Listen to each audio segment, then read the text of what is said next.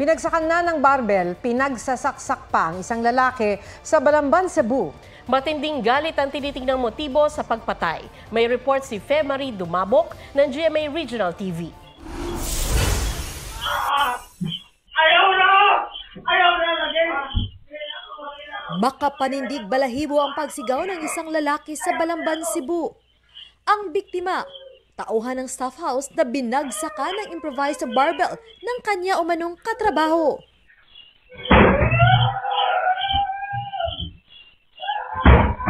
Hindi pa nakontento, pinagsasaksak din daw ng suspect ang biktima. Ayon sa pulisya, nalasing sa pinanggalingang piyesta ang dalawa. Pag-uwi ay nag-away ang dalawa na humantong sa suntukan. Ayon sa pulisya, matinding galit ang ugat ng krimen. Actually, nung hindi pa nangyari ang insidente, meron na silang personal grudges, no? Meron silang differences, hindi siguro sila nagkakaintindihan. Pero kaya pa naman i-manage until such time na lumabas silang dalawa para mamiesta. Isinugod sa ospital ang biktima na namatay kalaunan. Patuloy ang pagtugi sa sospek. Fe Marie Dumabok ng GMA Regional TV. Nagbabalita para sa GMA Integrated News. Dahil hindi na maibenta, sandamakmak na kamatis at bell pepper ang itinapon na lang sa Nueva Vizcaya. May report si Mark Salazar. Ganyan karaming bell pepper ang itinapon sa gilid ng kalsada sa Bayumbong, Nueva Vizcaya. Nasa mahigit 20 crates ng bell pepper na nalulusaw na raw dahil sa ulan. Hindi maibenta, kaya itinapon na lang ng mga magsasaka. Nitong nakaraang linggo, mga kamatis naman ang itinapon doon. Kahit bagsak presyo na hindi pa rin nabili. Ayon sa Municipal Agriculture Office, nagbago ang kalidad ng mga kamatis dahil sa ulan. Sa Mangaldan, Pangasinan, dumidiskarte ang mga tindera para makabenta. Pinupunusan lang namin, ma'am. Para pag sinupot sa plastic, hindi siya masyadong basa. 35 hanggang 40 pesos per kilo na lang ito. Dati nasa 80 pesos. Sa Dagupan City, matumal din ang bentahan ng bell pepper. Mabilis raw kasi itong masira o mabulok. Siguro sa 5 kilos, ma'am, yung nakukuha namin mga kulang-kulang 1 kilo po. Minsan nag-adjust na rin kami ng presyo. At para hindi masayang, pinamimigay ko na lang dyan sa may na gumagawa ng mga Shanghai. Mark Salazar, nagbabalita para sa GMA Integrated News. Arestado po ang isang nanay sa Caloocan City na ibinebenta ang kanyang bagong silang na anak. Na-monitor ng PNP-ACG ang post ng suspect sa social media na iniaalok ang anak na babae sa halagang 40,000 pesos. Nagpakita pa ito ng ultrasound sa pulis na nagpanggap na buyer. Depensa ng suspect, kahirapan. Hawak na ng social workers ang bata. Mahaharap ang ina sa kasong paglabag sa Special Protection of Children Against Child Abuse, Exploitation, and Discrimination Act, kaugnay ng Cybercrime Prevention Act of 2012. Hindi Pilipino pero may Philippine birth certificate. Nadiskubre yan ng Senado sa pagharap ng negosyanteng si Tony Yang na umamin na ipinanganak siya sa China. Si Tony ang nakatatandang kapatid ni Michael Yang na dating economic advisor ni dating Pangulong Duterte. Ipinakita rin sa pagdinig ng Senado tungkol sa mga pogo ang larawan ng negosyante kasama si dating PNP Chief Benjamin Acorda. Ang isa, kuha noong regional director pa lang si Acorda ng Northern Mindanao. Sa isa pa, kasama ni Acorda si Sual, Pangasinan Mayor Dong Kalugay at kapatid ni Alice na si Wesley Guo. Sabi ni Kalugay na masyal sila dahil naging hepe si Acorda ng Sual Police. Habang si Guo, gusto raw makita ang Chief PNP. Nang kuhanan si Acorda ng pahayag, sinabi niya na mahal niya ang bansa at ang PNP. Ginawa raw niya kung anong dapat gawin ng isang Pilipino at bilang police officer. Naungkat din sa pagdinig ang posibleng kaugnayan niyang sa mga pogo. Giit niyang may kinalaman sa bakal, bigas at gulong ang mga negosyo niya. Pero ayon sa Presidential Anti-Organized Crime Commission, may impormasyon sila na may pogo operation sa isang steel factory na pagmamay-ari ni Yang. Sabi pa ng PAOK, si Tony Yang ang nagpapatakbo ng mga negosyo ng kanilang pamilya. At sinubukan daw nilang gumawa ng kaharian sa Cagayan de Oro kung saan hindi pwedeng magpasok ng negosyo na hindi daraan sa kanya.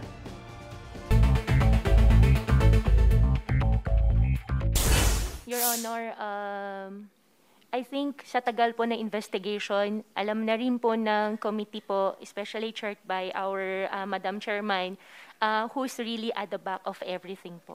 Executive session ay willing ka bang sabihin kung sino yung most guilty na sinasabi mo? Yes po, Your Honor. Hindi po ako mastermind. Isa po akong victim. Alice Guo pumayag na ihayag sa isang executive session kung sino ang most guilty kaugnay sa mga illegal na pogo. Hindi pwedeng isa publiko ang pinag-usapan sa executive session, pero sabi ni Senador J.V. Ejercito, may napala naman sila. Nakaligtaan. Yan ang sagot ni Suwal Pangasinan Mayor Liseldo Calugay nang tanungin kung bakit wala sa kanyang SALN ang pagbebenta sa kanyang lupang nasa 1.2 million pesos ang halaga. Cassandra Leong naging emosyonal habang ikinukwento ang kaugnayan kay Duan Renwu na sinasabing isa sa mga namumuno sa illegal na operasyon ng Pogo. Noong time na yun, kakawala lang ng mom ko, sorry. Nawala as in nag-disappear sila or namatay sila? Namatay mom ko. And then yun yung panahon na dumating si Duan Renwu. At siya ang nagpasok sa iyo sa Whirlwind Corporation. No? Yes po, Mr.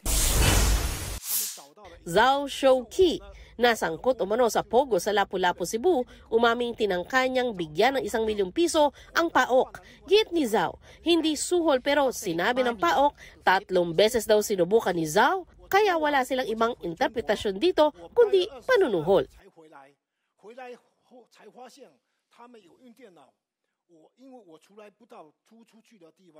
Kung hindi na raw interesado si Vice President Sara Duterte sa kanyang trabaho bilang bise, pwede raw hilingin ng ilang mambabatas na bumaba na siya sa pwesto. Sinabi yan ni Congressman Jill Bungalon sa gitna ng ilang beses na hindi pagsipot ng bise sa budget hearing para sa Office of the Vice President. Kahapon dapat isasalang sa plenaryo ang OVP budget pero hindi ito dinaluhan ni VP Sara dahil anya ipinauubayan na niya ito sa mga mambabatas. Ayon sa mga kongresista, ito ang unang beses na hindi sumipot ang head of agency o authorized representative sa budget deliberation. Hindi raw sapat ang ipinadalang sulat ng OVP dahil kailangang may sumagot sa mga itatanong ng mga kongresista. Bagamat may pinadalang kinatawan ng OVP, hindi raw sila otorisadong magsalita para sa bise. Para kina Congressman Raul Manuel at Ramon Gutierrez, betrayal of public trust ang patuloy na hindi pagsipot ni VP Sara sa budget hearings. Pero sabi ni Gutierrez, hindi ito sapat na batayan para sa impeachment.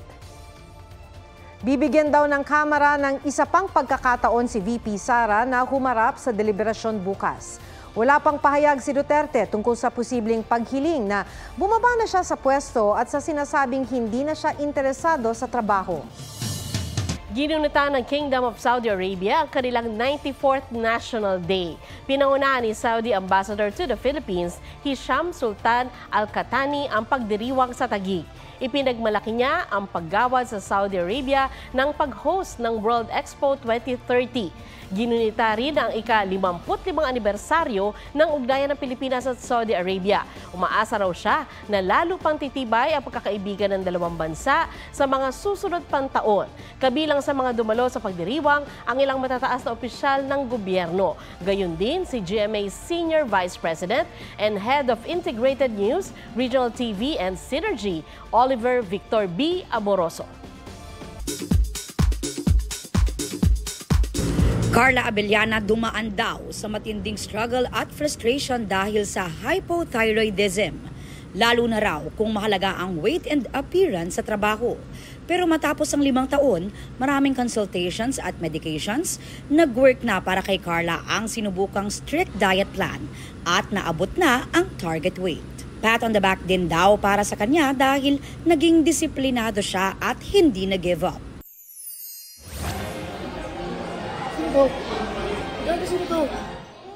Sparkle star Sandro Mulak emosyonal nang sorpresahin ng inang mula sa Amerika. Group comeback at world tour ng Blackpink, kasado na next year. Michael V. may patikim sa bagong parody song. Aubrey Carampel nagbabalita para sa GMA Integrated News. Pumuli ang plano ng isang hinihinalang carnapper matapos matrap sa nanakawin sana niyang sports car. But why are you in my car? No, you can't get out. We calling the cops. Nagmakaawa sa may-ari ng kotse ang lalaki para tulungan siyang makalabas. Ayon sa may-ari ng kotse, pinarada niya ang kanyang sasakyan para bumili ng kape.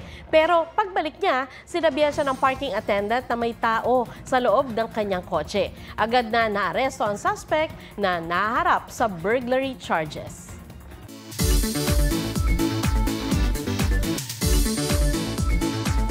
May perfect spot sa Ilocos Sur kung saan sabay na matatanaw ang ganda ng kabundukan at dagat. G. tayo riyan kasama si Ian Cruz. Kung mapapadaan ka rito, sure nalilingon ka. Kabilangan na kasi ang nag-aabang sa'yo sa Ilocos Sur. Berdeng kabundukan, check. Asul na karagatan, check. Kaya sa mga mahilig mag-joyride, subukang mag-stopover dito sa Santa View Deck. Just pause for a moment and take a breather sa scenic view. Damahin ang sariwang hangin habang pinapanood ang hampas ng alon sa naglalakihang rock formations. Ian Cruz nagbabalita para sa GMA Integrated News. Yan po ang State of the Nation. Para sa mas malaking misyon, ako si Mackie Pulido. Para sa mas malawak na paglilingkod sa bayan, sa ngalan ni Ato Maralio, ako si Sandra Aguinaldo. Mula sa GMA Integrated News. Ang News Authority ng Pilipino.